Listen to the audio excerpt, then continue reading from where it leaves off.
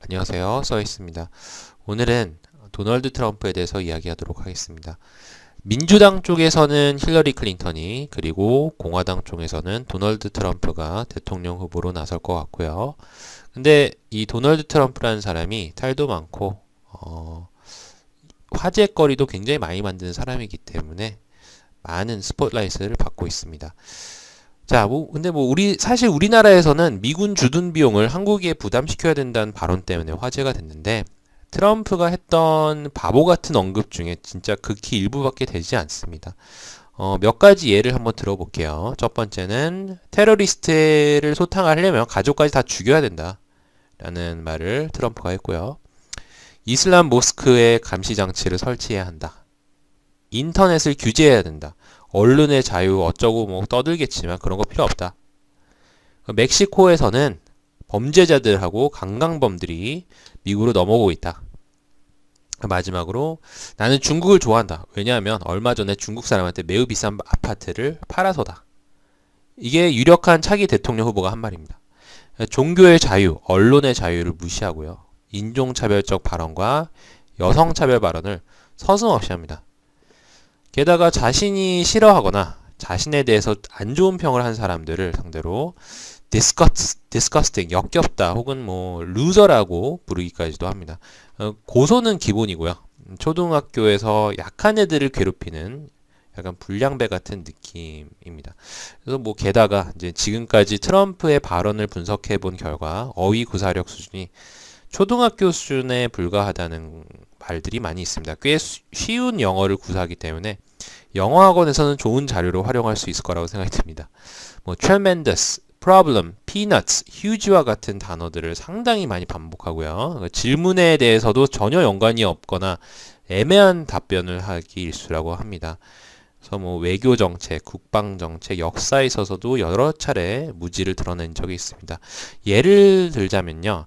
최근에 그 공화당 디베이트 토론이 있었던 적이 있었어요. 근데 거기서 이제 사회자가 뉴클리어 트라이어드에 대해서 어떻게 생각하느냐라고 그 도널드 트럼프한테 물어봤습니다. 근데 참고로 뉴클리어 트라이어드는 뭐냐면은 핵을 보유한 미국이 핵을 발사하는 세 가지 방법에 대한 이야기입니다. 그러니까 첫 번째가 미국은 그냥 미사일 발사대를 통해서 핵을 발사하는 방법이 있고, 두 번째는 핵 잠수함을 통해서 핵을 발사를 할 수가 있고요. 세 번째는 폭격기를 통해서 발사할 수도 있습니다. 이게 이제 세 가지이기 때문에 뉴클리어 트라이드라고 하는데, 도널드 트럼프 같은 경우에는 이거에 대한 적절한 아무런 근거 있는 대답을 하지를 못했고요.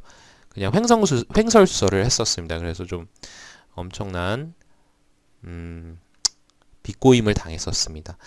하지만 이런 단점에도 불구하고 도널드 트럼프가 참 재밌고 다채로운 인물임에는 틀림없는 사실입니다. 그래서 오늘은 우리나라 언론에서는 잘 다루어지지 않은 트럼프에 대한 재미있는 사실 5가지를 한번 언급해 보도록 하겠습니다.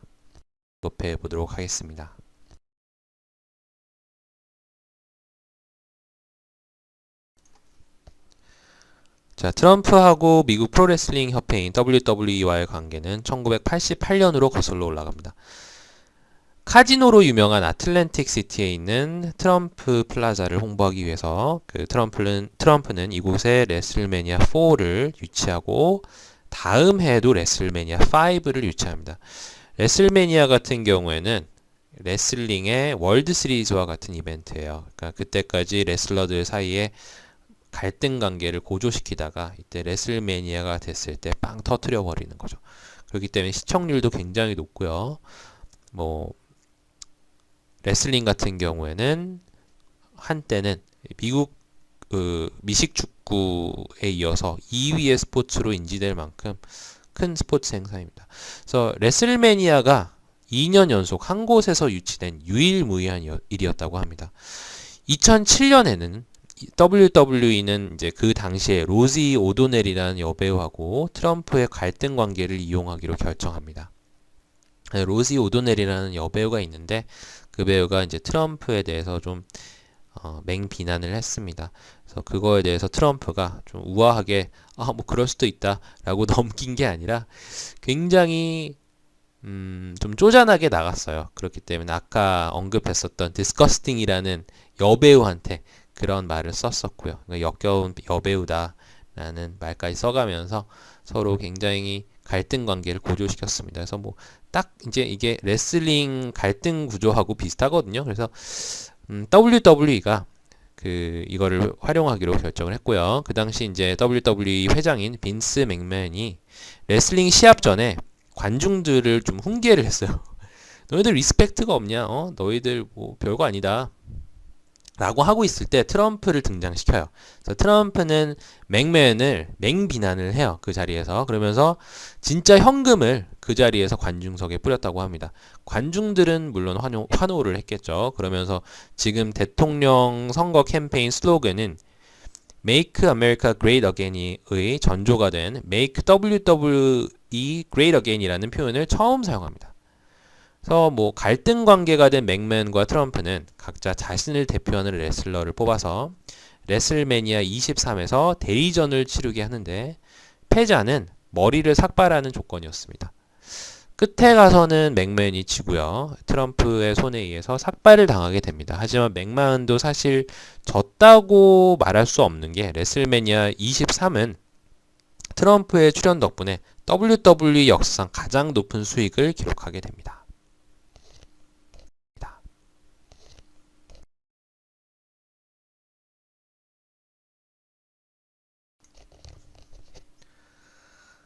어프렌티스는 도널드 트럼프를 스타로 만든 리얼리티 TV 쇼입니다. 개인적으로 정말 많이 즐겨봤던 쇼였고요. 리얼리티 쇼 중에서 그나마 배울 점이 좀 많았다고 생각합니다. 2004년에 시즌 1이 시작되었고요. 사업가들, 고학력자, 경영 전공자들 정말 똑똑한 사람 20명 정도를 추려서 참여시킵니다. 내용은 이래요. 도널드 트럼프가 비즈니스 과제를 하나 내주고요. 참여자들한테 두 팀으로 나뉘어서 경쟁을 시킵니다.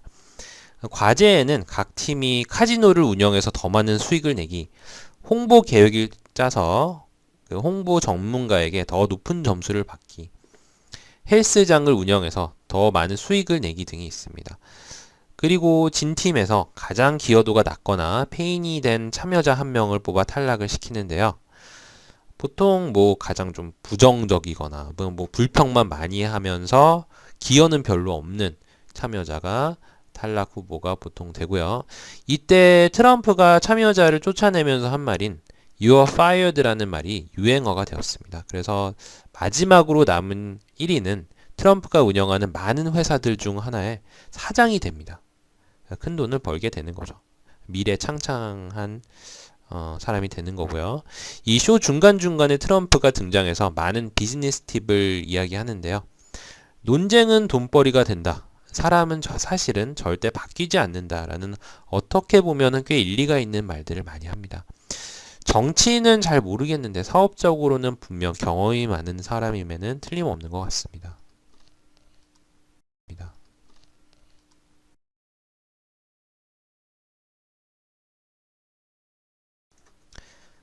자, 그러면은 도널드 트럼프는 성공한 사업가였을까요? 어마어마한 재벌이기 때문에 실패했다고는 볼 수는 없지만 아버지 때부터 큰 재벌이었기 때문에 분명히 아버지 덕을 많이 봤다는 점을 간과할 수는 없습니다.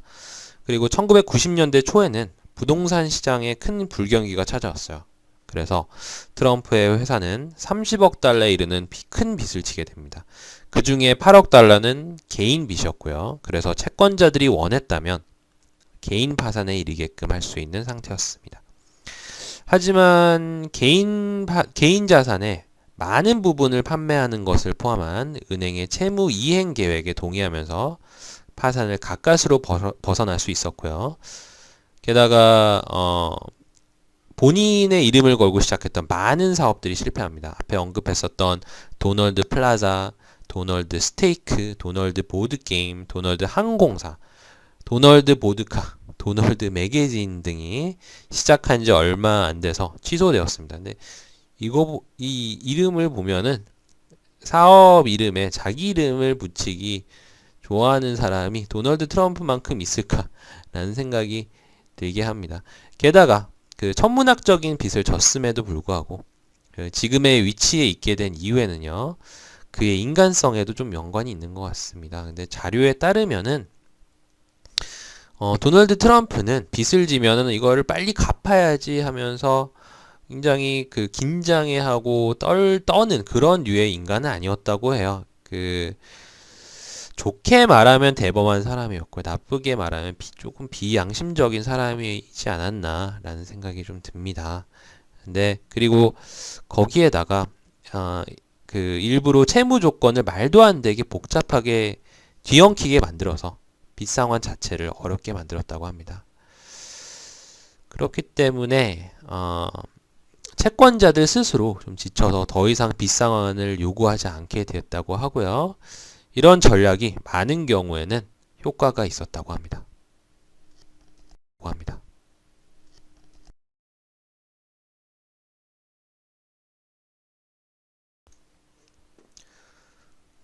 아버지 도널드 트럼프가 논쟁이 되는 인물인 반면에 그의 딸 이방카 트럼프는 사실 평이 나쁘지 않아요.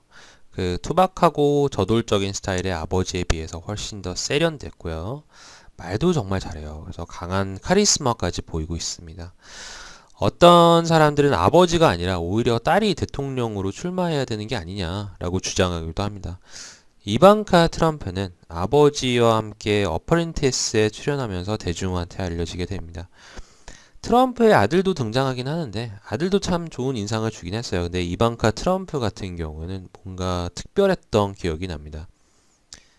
출연자들이 다들 잘난 사람이잖아요. 그래서 기가 세고 똑똑한 참여자들 앞에서 프로젝트 계획을 심사하면서 어떤 점이 패착이었고 이런 접근을 해야 했었다라고 침착하고 신랄하게 비판하는 모습을 보면은 정말 비범한 사람이구나 라는 걸 느낄 수 있었습니다.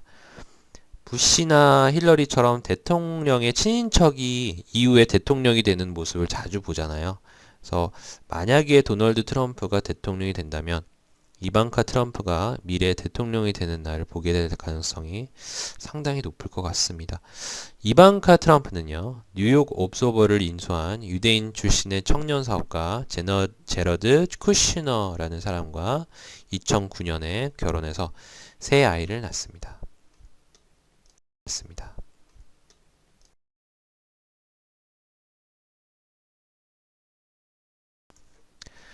자, 도널드 트럼프는 미스 유니버스와 미스 USA 미인 대회를 소유했었습니다. 어프렌티스라는 리얼리티 쇼를 보면은 트럼프가 왜 이 미인 대회를 소유했는지 이해가 됩니다.